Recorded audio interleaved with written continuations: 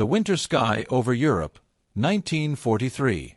German pilots lean back in their cockpits, scanning the horizon with practiced eyes. They see the silver bombers of the U.S. 8th Air Force, lumbering fortresses dragging contrails across the heavens. And they laugh because the escorts that accompany them, those early P-51s with Allison engines, seem weak, underpowered, almost pathetic against the lethal Messerschmitts and Focke-Wulfs of the Reich. Radio chatter crackles with arrogance, easy prey. Another American toy. But laughter in war has a short half-life. Soon, the horizon changes. The bombers no longer fly alone, and the escorts no longer peel away at the edge of Germany. Instead, sleek new fighters sweep overhead, Mustangs fitted with the Rolls-Royce Merlin engine, stretching their range deep into the Reich itself. They climb higher, dive faster, strike harder than anything the Luftwaffe expected.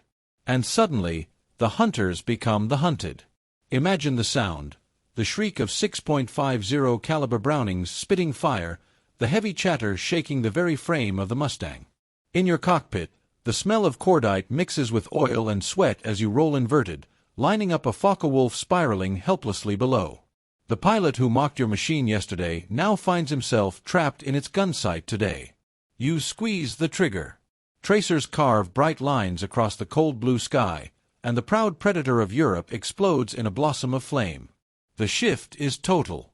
In 1942, Germany mocked the Mustang as a novelty. By 1944, its pilots whispered of it with dread.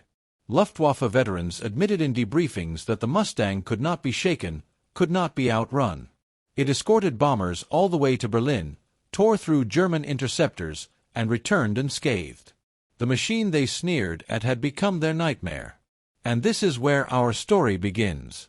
Not with glory, but with arrogance, and how that arrogance was shattered by a fighter that changed the very rules of air combat. The P-51 Mustang was not just an aircraft. It was the blade that cut the Luftwaffe's wings, the long-range escort that sealed Germany's fate in the skies. In this episode, we'll dive into the evolution of the Mustang, from an underpowered experiment to the legendary P-51D.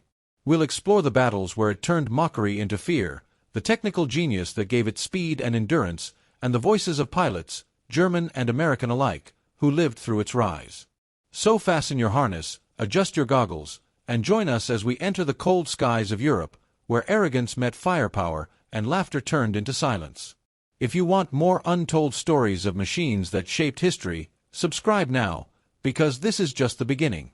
Europe in 1942 was a continent under siege from the sky. The Luftwaffe still commanded respect, its Bf-109s and Fw-190s patrolling the skies with lethal precision. Every daylight raid by the U.S. 8th Air Force came at a staggering cost. B-17 and B-24 bombers thundered toward targets in Germany, only to be met by swarms of interceptors that tore into their formations like wolves into herds. Loss rates climbed into double digits, entire groups shredded before they could drop their bombs. The Reich skies looked impregnable, defended by veterans who had cut their teeth in Spain, France, and Russia. In Washington and London, the question became unavoidable. How could bombers survive without proper escort? Early attempts had failed. The P-47 Thunderbolt was rugged and powerful, but its limited range meant it could only accompany bombers part of the way before turning back. Beyond that line, the Kammhuber line of German defenses awaited, confident that the American bombers would arrive naked and vulnerable. The Spitfire, brilliant in dogfights, also lacked the legs for deep penetration into German airspace. And so mission after mission turned into massacres, with Luftwaffe pilots boasting of bomber kills as though they were sport. Into this grim equation stepped the North American P-51 Mustang. At first, it hardly inspired confidence. The early P-51A, powered by an Allison engine, performed adequately at low altitude but gasped for breath above 15,000 feet, the very arena where the bomber war was fought. To German eyes, this was proof enough that the Mustang was no real threat. Interrogations of captured American pilots confirmed the impression. Even U.S. crews doubted the Mustang's value. Luftwaffe intelligence reports from 1942 dismissed it as unsuitable for high-altitude combat, a footnote in the shadow of the Bf-109 and FW-190. The contempt was palpable. German fighter pilots, many of them aces with dozens of kills, joked about the Mustang as an Allison pony, a show horse, not a warhorse. They believed the Reich's airspace remained secure. As long as American escorts could not reach Berlin, Germany could bleed the bomber offensive dry. But history does not turn on arrogance alone.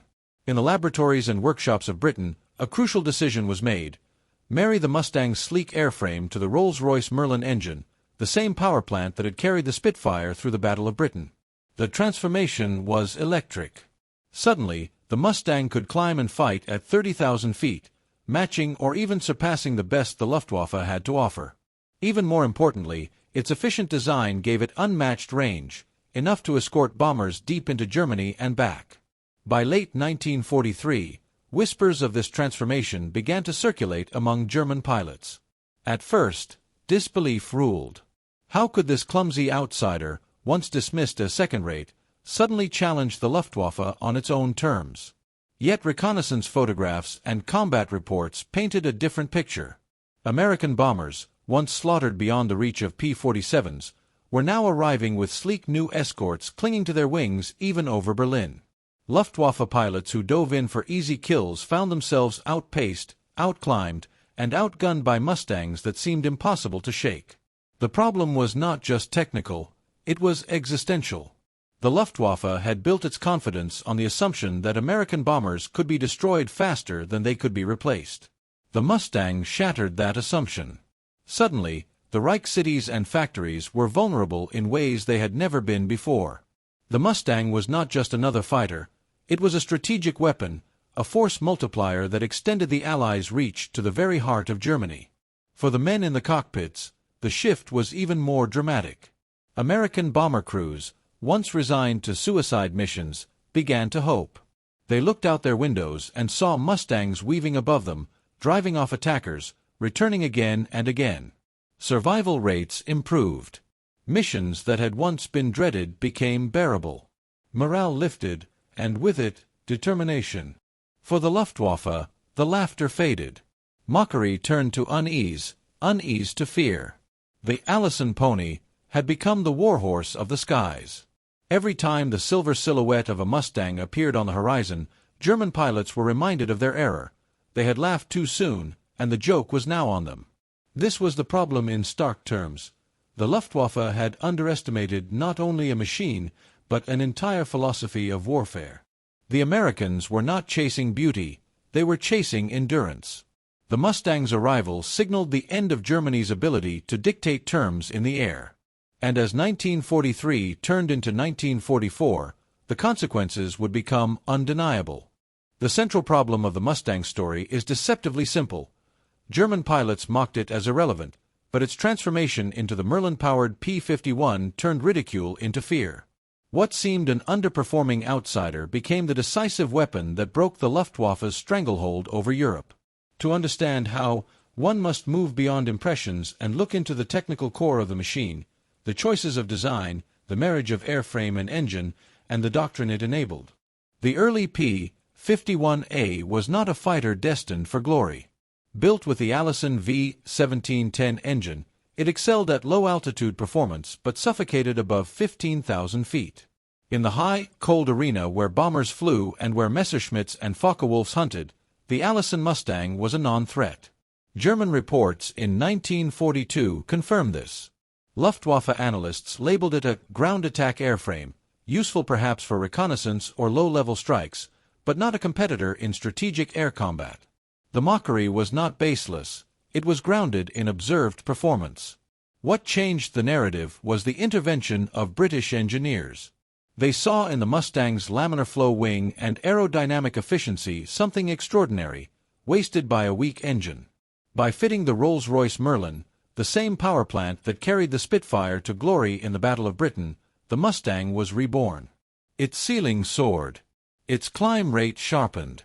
Its top speed leapt above 430 miles per hour, outpacing the Bf-109G and matching the formidable FW-190A. More importantly, its range extended to an unprecedented level. With external drop tanks, the Mustang could escort bombers from England to Berlin and back, something no Allied fighter had ever achieved. This was not simply a technical tweak, it was a revolution in doctrine. Until the Mustang, bomber crews lived with the grim reality that escorts would abandon them halfway through missions. Once the Thunderbolts turned back, the bombers became floating targets. The Luftwaffe exploited this mercilessly, massing interceptors over central Germany to shred formations. The Mustang destroyed this assumption. Suddenly, American escorts were present at every stage of the mission, over the North Sea, across the Ruhr, even above Berlin itself. For Luftwaffe pilots, it was a nightmare realized. The sanctuary they had relied upon no longer existed. The Mustang's 6.50 caliber M2 Browning machine guns were another overlooked factor. On paper, German fighters had the advantage of 20mm and 30mm cannons, weapons with greater destructive potential per shell. But the Mustang's guns offered two advantages: reliability and volume. Each gun carried hundreds of rounds, delivering sustained fire without jamming, even in freezing high-altitude conditions. Bomber gunners came to trust the Mustangs weaving above them, their streams of tracers carving into enemy formations with relentless precision. Survivability was also built into its design. While not as heavily armored as a Thunderbolt, the Mustang carried self-sealing fuel tanks and pilot protection that increased the odds of survival. Reports of Mustangs returning with wings shredded or engines coughing yet still delivering pilots home became part of its legend. German pilots noted with frustration that they often had to expend more ammunition than expected to down a Mustang, time and firepower they could ill afford when swarms of bombers filled the sky. Another decisive feature was speed in the dive. The Mustang's aerodynamic frame allowed it to dive faster and recover more cleanly than many German fighters. In combat, this meant American pilots could dictate engagements, diving on enemy formations, striking, then zooming back into position before the Luftwaffe could react. In tactical manuals, this became the Mustang's credo: control the fight, never linger, use speed as both sword and shield. Yet the greatest triumph of the Mustang was not any single performance metric but its balance. It was fast, but not fragile. It had range, but also maneuverability. It lacked the brute ruggedness of the Thunderbolt, but compensated with agility and precision.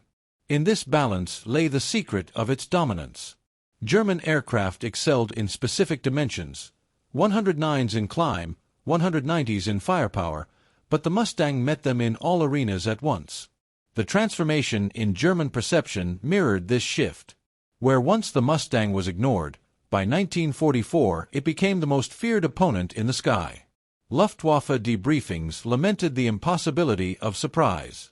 "They are always there," one pilot complained. Another noted bitterly that Mustangs seemed to appear from nowhere, and once behind you, you cannot escape. Mockery had turned into fatal respect. One of the Mustang's most overlooked advantages lay in its wing design.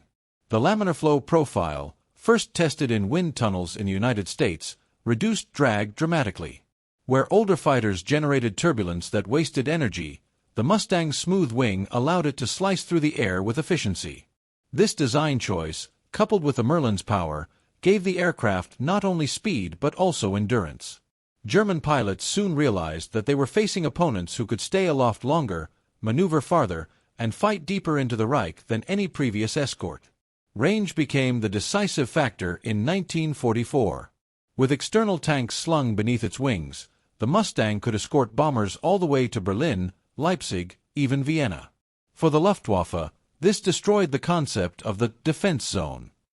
No longer could they wait for unescorted formations. Every attempt to mass against bombers was met with Mustangs sweeping ahead, diving into interceptors before they reached their prey. The psychological blow was devastating. One Luftwaffe officer admitted in a post-war interview, "We could fight the bombers. We could not fight the bombers and the Mustangs." The numbers prove the point. By the spring of 1944, during Big Week, Mustangs were credited with hundreds of kills in just days of combat. They tore into the Luftwaffe's veteran corps, felling irreplaceable aces and leaving new recruits to face overwhelming odds. By D-Day, the Luftwaffe's daylight presence over Normandy was a shadow of what it had once been. Analysts later concluded that the P-51 had effectively broken the back of German fighter strength, ensuring Allied bombers could operate with increasing impunity. Technically, the Mustang also offered an ergonomic edge. Its bubble canopy in the P-51D model gave pilots exceptional visibility, reducing the element of surprise that Luftwaffe fighters relied on. Combined with excellent handling characteristics at high speed, this meant American pilots could spot, pursue, and finish enemies with confidence. German reports lamented that the Mustang sees us before we see them. In a sky where seconds meant survival, this was decisive. Maintenance and production played their part as well. The Mustang was robust enough to withstand rough conditions and simple enough for mass production. American factories churned out thousands, while German industry, battered by the very bombers the Mustangs escorted, struggled to replace losses. Here again, the Mustang's presence had a multiplier effect. Not only did it protect bombers, it ensured the continued destruction of German production capacity, widening the gap with each passing month. The Mustang's reputation also spread beyond statistics. For bomber crews, seeing Mustangs alongside them was more than tactical, it was emotional. Veterans remembered the sense of relief when the silver shapes appeared above their formations.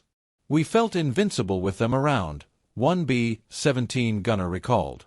That morale boost mattered. It turned missions from dreaded ordeals into battles that crews believed they could survive. For the Luftwaffe, the change was the reverse. Once they had laughed at the Mustang. By 1944, the sight of its silhouette struck dread. Reports describe pilots breaking off attacks prematurely, unwilling to risk entanglement with Mustangs. The predator-prey relationship had reversed. German hunters now felt hunted. The Mustang was not flawless. Its cooling system made it vulnerable to single hits in the radiator, a weakness some German pilots exploited. But these were rare victories, isolated against a tide that could not be stemmed. The overwhelming truth was that the Mustang's strengths far outweighed its weaknesses, and its sheer numbers guaranteed that even losses could be absorbed. What makes the Mustang remarkable is not just its technical excellence but its symbolic power. It embodied the shift from mockery to mastery. In 1942, it was dismissed as inadequate. In 1944, it was the sword of the Allies, sweeping across Europe, escorting bombers to the very heart of the Reich, and ensuring that Germany's war machine was strangled from above. In the end, the P-51 Mustang was more than an aircraft. It was a lesson written in fire and steel: never underestimate what appears weak. The Luftwaffe's arrogance blinded them to its potential, and by the time they realized their mistake, the Mustang was everywhere, swift, lethal, and unstoppable. Their laughter had long since died, replaced by the grim silence of defeat.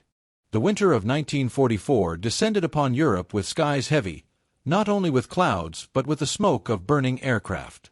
For more than a year the United States 8th Air Force had struggled to bend Germany's industrial heartland under the weight of its bombers, but every mission seemed to end in catastrophe. The airfields of East Anglia filled each dawn with the roar of B-17s and B-24s lifting into the sky, their wings shimmering with frost, their fuselages packed with young men who understood the odds. They flew east, into the teeth of the Reich's defenses, and too often they did not return. The Luftwaffe waited for them, Messerschmitts and Focke-Wulfs circling like hawks, diving with cannons blazing, tearing formations apart. The raids on Schweinfurt and Regensburg had become symbols of futility: hundreds of bombers lost, thousands of airmen dead or captured, factories barely scratched. Pilots whispered of suicide missions, yet still the orders came, for daylight bombing was to be the hammer that would break Hitler's war machine. It was into this crucible of despair that a new silhouette appeared. At first glance it seemed unremarkable, a lean fighter with long wings and a pointed nose, scarcely different from a dozen others. German pilots sneered at the Allison-powered versions, for they lacked altitude performance and gasped thinly above 15,000 feet. In 1942 and 1943, the Luftwaffe dismissed the Mustang as an irrelevance, a curiosity destined to fail where Spitfires and Thunderbolts had already faltered. But the laughter did not last. Somewhere in the laboratories and hangars of Britain, an idea had been born. Fit this airframe with the Rolls-Royce Merlin, the same engine that had carried the Spitfire through the Battle of Britain. The result was an aircraft transformed. Suddenly it could climb with the 109s, dive with the 190s, and still fly farther than any of them. The Americans had given birth to something the Luftwaffe had not foreseen, an escort that could stay with the bombers all the way to Berlin and back. The test came in February 1944. The campaign was called Big Week, though for the men who flew it the name felt cruelly inadequate. Day after day, waves of bombers roared eastward, their target the very factories that kept the Luftwaffe alive. Regensburg, Leipzig, Augsburg, names that became synonymous with firestorms. And this time, when the thunderbolts peeled away, the sky did not fall silent. Instead, silver Mustangs swept overhead, engines howling, their 6 Brownings flashing in the pale winter sun. For the bomber crews, it was like the arrival of angels. Men who had resigned themselves to slaughter watched in astonishment as Mustangs dove into enemy formations, scattering them with ruthless efficiency. Gunners pressed their faces to plexiglass windows and cheered as German fighters burst into flame under the Mustang's fire. A B-24 waist gunner remembered the moment vividly. "We saw them weaving above us, and we knew we weren't alone anymore." It was like hope had grown wings. For the Germans, the shock was profound. They had expected unescorted bombers, slow prey limping across their skies. Instead, they found themselves under attack even before they could form up. Mustang squadrons lingered near Luftwaffe bases, pouncing on fighters as they clawed for altitude. A Bf-109 pilot attempted the familiar escape, diving hard, counting on his aircraft's ability to flee by gravity. But this time the tactic failed. The Mustang followed relentlessly, its streamlined frame knifing through the dive, closing the gap, shredding the German plane with a burst that left nothing but debris spiraling downward. Across the Reich, similar scenes unfolded, and disbelief spread like a contagion among German squadrons. The butcher's bill told the story. By the end of Big Week, hundreds of Luftwaffe aircraft had been destroyed, and worse than the machines were the men. Veteran aces, men whose names had once carried fear, were gone, replaced by hastily trained youths who climbed into cockpits with only hours of experience. German diaries from the period are laced with despair. One pilot wrote, "They are always there, faster, higher, unshakable. We rise to meet the bombers and find the Mustangs instead." The laughter that had greeted the Allison Mustang now curdled into silence. Yet for all the losses, the Americans did not escape unscathed. Bomber formations still burned, cities still swallowed crews whole, and casualty lists remained long. But the balance had shifted. For the first time, the Luftwaffe no longer dictated the terms of daylight battle. The Mustang had changed the rules. It is easy, in retrospect, to see Big Week as an inevitability, a simple step on the road to victory. But for those in the air, it was nothing less than a revelation. A warplane once mocked as a toy had proven itself the blade that cut into the Reich's very heart. And with each returning squadron, each bomber that landed scarred but alive, the Allies knew that the tide was turning. The Mustang was no longer an afterthought. It was the harbinger of Germany's doom. By June 1944, the skies over Western Europe no longer belonged to the Luftwaffe. The P-51 Mustang, once a ridiculed outsider, now roamed with near impunity, its long wings shimmering in the early summer light as it escorted waves of bombers toward the French coast. In the days leading up to Operation Overlord, the invasion of Normandy, the Mustang was tasked not only with protection but with domination. Its job was to clear the skies of German opposition and ensure that when Allied soldiers stormed ashore, they would not be met by swarms of enemy fighters overhead. The work began weeks before the landings. Mustang squadrons scoured the skies above France, Belgium, and the Low Countries, hunting anything that bore a black cross. They prowled airfields at dawn, catching FW-190s and Bf-109s as they lifted from runways, riddling them with gunfire before they could climb to safety. They dove on locomotives, shredded supply lines, and strafed convoys, turning the very arteries of German defense into twisted wreckage. By the time the Allied armada gathered off Normandy, the Luftwaffe's presence in the West had been reduced to a whisper. On the morning of June 6th, as thousands of ships churned the channel and paratroopers drifted down into hedgerows and fields, the Mustang's role became the invisible shield. German attempts to muster air attacks against the invasion fleet faltered.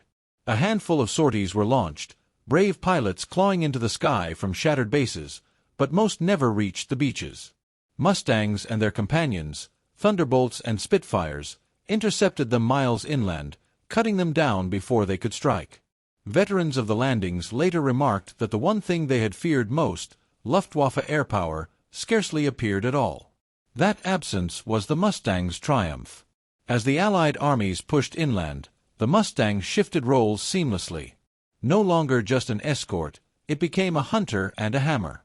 Strafing missions turned highways into graveyards of vehicles, and close air support sorties tore through German troop concentrations. The very qualities that had once been mocked, its endurance, its balance, its firepower, now allowed it to remain aloft longer, strike farther, and deliver punishment with precision. By late 1944, as autumn turned to winter, the war entered its final desperate phase. Hitler gambled on a counteroffensive in the Ardennes, hoping to split the Allied lines and recapture momentum. The Battle of the Bulge became a clash not only of armies but of supply chains, weather, and willpower. For the first week, snow and fog grounded most Allied aircraft, giving German tanks and infantry a temporary advantage. But when the skies finally cleared in late December, the P-51 Mustang descended like a storm. Squadron after squadron roared over the forests of Belgium, engines echoing through valleys where exhausted soldiers fought in frozen foxholes. They struck columns of panzers, rockets, and machine guns, turning armored spearheads into smoldering wreckage. They strafed bridges, supply convoys, artillery positions, anything that moved on German roads. Veterans of the Ardennes offensive would later testify that once the weather lifted, survival for German troops became nearly impossible in daylight. The Mustang ruled the frozen skies, its silver wings glittering against the pale winter sun as it swooped and climbed, a predator with endless reach. For the Luftwaffe, the Ardennes was both a last gamble and a last humiliation. They attempted to support the offensive with Operation Bodenplatte, a desperate New Year's Day strike against Allied airfields. But even this surprise, costly as it was, failed to restore initiative. Many of the German fighters destroyed that day never left the ground again. Those that did were hunted by Mustangs on their return. The Luftwaffe, once feared as Europe's aerial sword, had been blunted beyond repair. American pilots remembered the Ardennes as the moment when their aircraft became more than just a tool of escort, it became the weapon of dominance. "We owned the sky," one Mustang pilot said simply. "And when you own the sky, you own the battlefield." The Mustang's presence ensured that German armor, no matter how powerful on the ground, could not maneuver freely. Its reach ensured that reinforcements could not arrive intact. Its endurance meant that Allied troops on the ground never felt abandoned, even in the bleakest forests of Belgium. By the beginning of 1945, the laughter of German pilots that had once followed the Mustang had long since died. In its place was resignation. They had underestimated a machine that symbolized the industrial, tactical, and moral will of their enemy. The pony they had mocked now galloped across Europe, its hooves pounding out the rhythm of Germany's defeat. The winter snows of the Ardennes melted into spring, and with them faded the last illusions of German resistance in the air. By early 1945, the Luftwaffe was a shadow of its former self. Fuel was scarce, airfields were cratered, and the ranks of its fighter wings were filled with boys scarcely old enough to shave, thrust into cockpits after only a handful of hours in the air. Against them, the P-51 Mustang reigned supreme, the undisputed master of Europe's skies. The most symbolic of its missions were those that carried American bombers deep into the heart of the Reich, all the way to Berlin. For years the German capital had been the fortress city, its air defenses bristling with flak, its pilots boasting that no enemy could bomb it by daylight and live. But in 1945, the Mustang shattered that myth completely. On long, bitterly cold flights, Mustangs accompanied bomber streams across a continent, the silver trails of contrails stretching unbroken from England to the very heart of Germany. Over Berlin itself, they tangled with the last defenders of the Luftwaffe, tired veterans, green recruits, even jet-powered Me-262s. Yet again and again, the Mustang prevailed. The jet represented Germany's final hope, a technological leap that might have reversed the tide. But the Me-262, for all its speed, was fragile at takeoff and landing.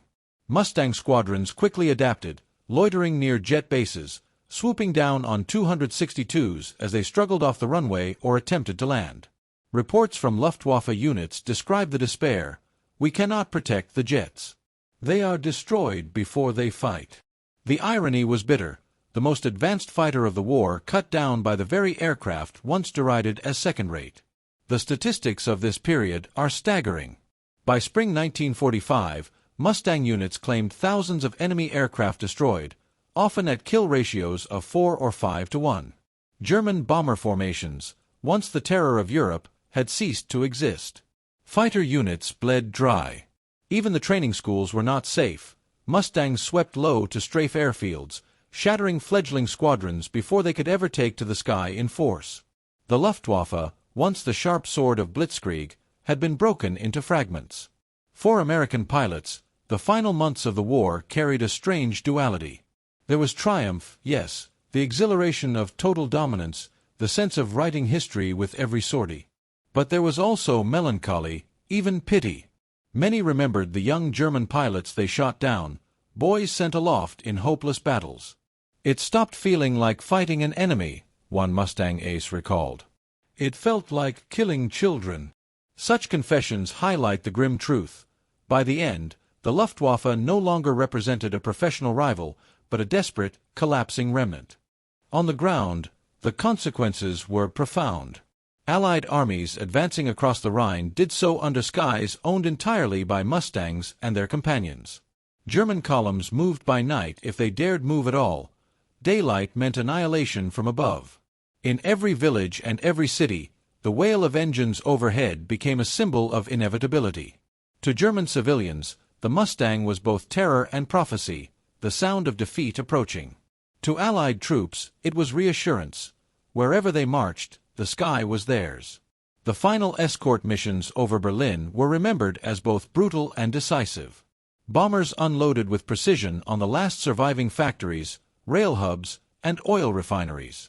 Mustangs swarmed above, chasing away the handful of defenders that still rose to challenge them. One American pilot described watching the city's skyline through his canopy, smoke pillars rising where bombs struck, the Brandenburg Gate shimmering in haze. "We had been told Berlin was untouchable," he said. "But there we were, above it, and there was nothing the Luftwaffe could do."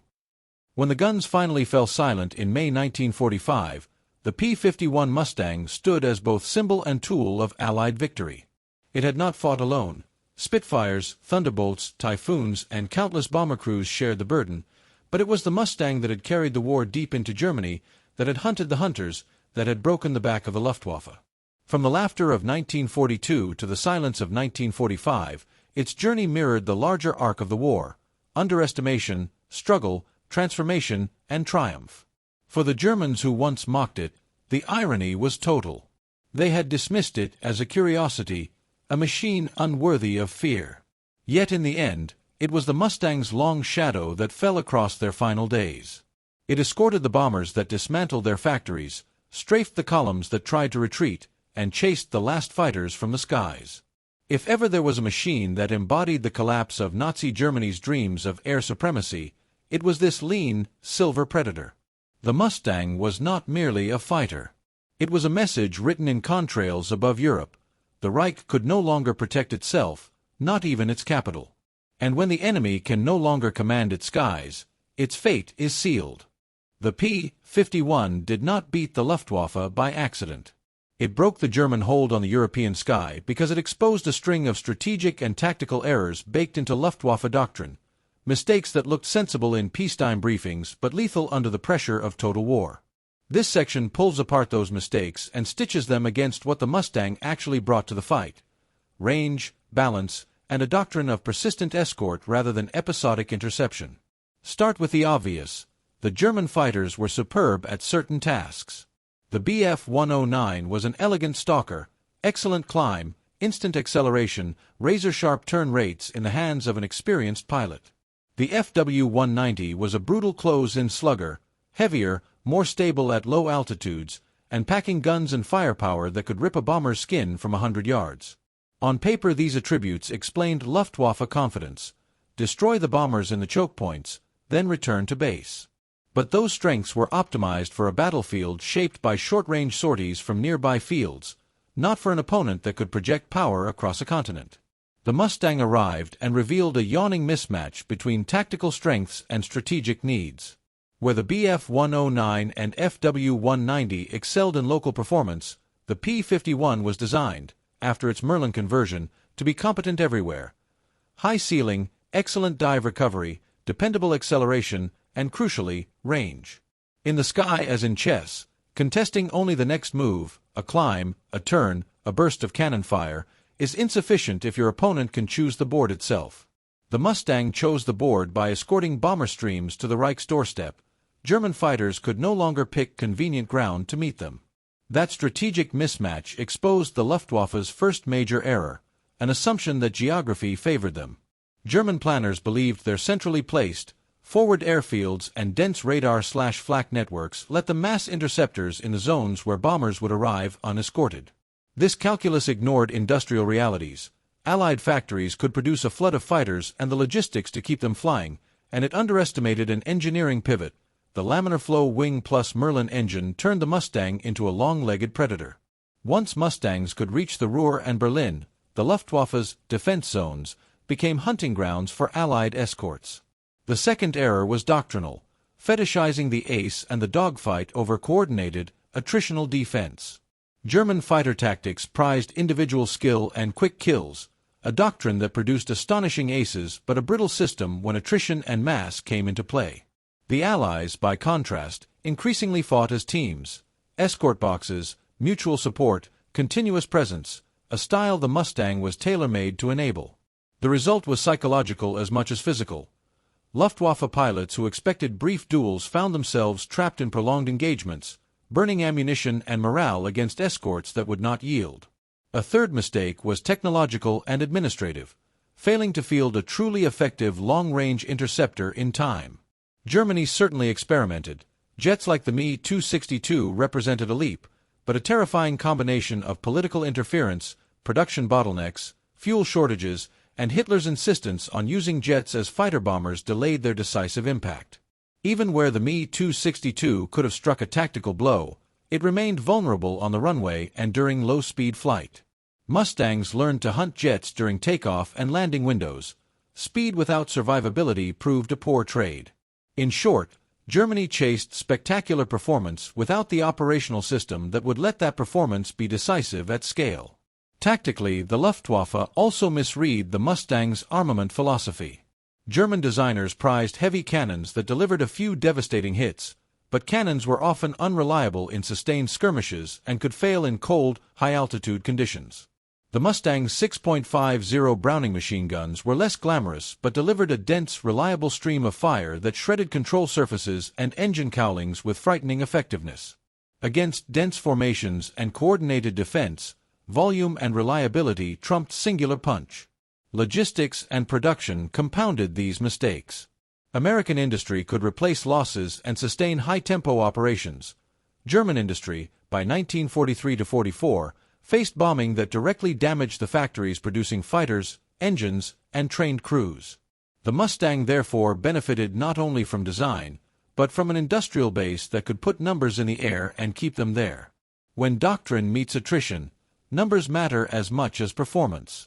The Luftwaffe's reliance on elite pilots and complex aircraft could not scale to the attritional calculus imposed by Allied bombing plus Mustang escort. Finally, there was the human factor. Underestimation bred tactical rigidity. Early mockery of the Mustang led to complacency. Where realistic appraisal should have driven adaptation, new intercept algorithms, defensive layering, multi-engine long-range escort plans, or better integration of radar and flak, German responses were often reactive and piecemeal. By the time the Luftwaffe acknowledged the Mustang's strategic role, Mustang tactics and numbers, paired with Allied industrial weight, had already shifted the battlefield irreversibly. All of which leaves a clear lesson: technical brilliance in a single dimension, climb, top speed, raw gunpowder, does not substitute for balanced design plus doctrine. The Mustang's genius was its equilibrium: enough speed, enough agility, and enough range to change how air war was fought. It exposed that Luftwaffe superiority was domain-specific and could be nullified when the Allies changed the domain itself, from short-range duels to sustained, continent-wide escort. In that transformation, German mockery curdled into something harsher, not just fear of a plane, but a recognition that their strategic assumptions had been overturned. By the end, German pilots did not merely respect the Mustang in hindsight, they feared the operational system it enabled. The P-51 was not only a machine of metal and fuel, it was the embodiment of an Allied approach that harmonized technology, production, and doctrine. The Luftwaffe had been superb at winning the moment. The Mustang ensured the Allies could win the campaign. By the spring of 1945, the P-51 Mustang had done more than win dogfights. It had changed the very structure of the air war over Europe.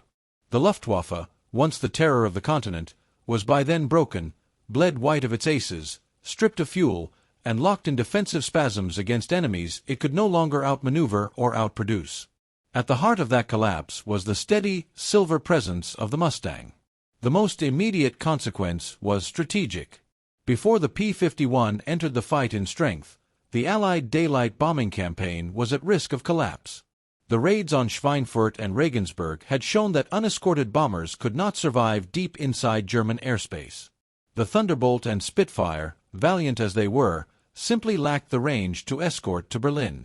Without the Mustang, the Americans might have been forced to abandon daylight precision bombing in favor of the RAF's night raids, less accurate, less decisive, and less devastating to Germany's industrial arteries. The Mustang saved the strategy, and in saving it, condemned German industry to systematic destruction. This effect snowballed. With escorts overhead, bombers struck oil refineries, transportation hubs, and aircraft factories again and again. German fuel production plummeted. Fighter wings found themselves short not only of veterans but of the fuel to train replacements. Even the much-vaunted Me-262 jet squadrons withered for lack of kerosene. The Luftwaffe, deprived of fuel and seasoned pilots, became a hollow shell. The Mustang's endurance had not merely defended the bombers, it had made the destruction of Germany's war economy inevitable.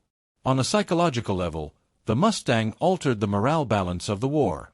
For bomber crews, its presence was salvation. Veterans testified decades later that the sight of a Mustang weaving above their formation was worth more than any amount of armor plate. It meant that someone was watching, someone was there to dive on the predator before it could strike. Loss rates dropped, confidence rose, and with it came a willingness to fly mission after mission deep into enemy territory. The American bomber offensive became sustainable because the Mustang made survival plausible. For German pilots, the effect was corrosive. The Luftwaffe had once taken pride in its freedom to choose battles, striking exposed bombers and withdrawing at will. The Mustang stripped them of that freedom. Suddenly every climb risked ambush, every dive risked pursuit, every mission ended not with triumph but with a gnawing fear of a Mustang sliding into one's 6 o'clock. Reports from late 1944 describe increasing reluctance among Luftwaffe pilots to engage escorts. Where once mockery had emboldened them, now dread eroded their will. The consequences extended into doctrine. The Mustang proved that long-range escort was not a luxury but a necessity in strategic bombing. Air planners across the world took note. After the war, no major air force designed a bomber strategy without considering the fighter escorts to guard it. The Soviet Union, the United States, and NATO alike embraced the lesson. No bomber, however heavy, was safe without fighters that could stay the course. In terms of aircraft design, the Mustang left an indelible mark. Its laminar flow wing, its balance of agility and range, and its pilot-friendly cockpit became benchmarks for fighter development. The idea that a fighter could be both nimble and long-legged changed engineering priorities. The F-86 Sabre, the jet that dominated Korea, owed much to Mustang philosophy, a balanced platform capable of both combat endurance and tactical performance. Even later, in the missile age, echoes of the Mustang's design ethos lingered in the insistence that survivability and range must complement speed and firepower. Culturally, the Mustang transcended its role as a machine. It became a symbol of American power and resilience. To many airmen, it was not merely a fighter but a companion, a steed that carried them through hell and brought them home. The Cadillac of the skies, pilots called it, with affection that blended awe and gratitude. In American war memory, the Mustang stands alongside the Sherman tank and the Liberty ship as one of the humble yet decisive instruments of victory. Even the enemy acknowledged its impact.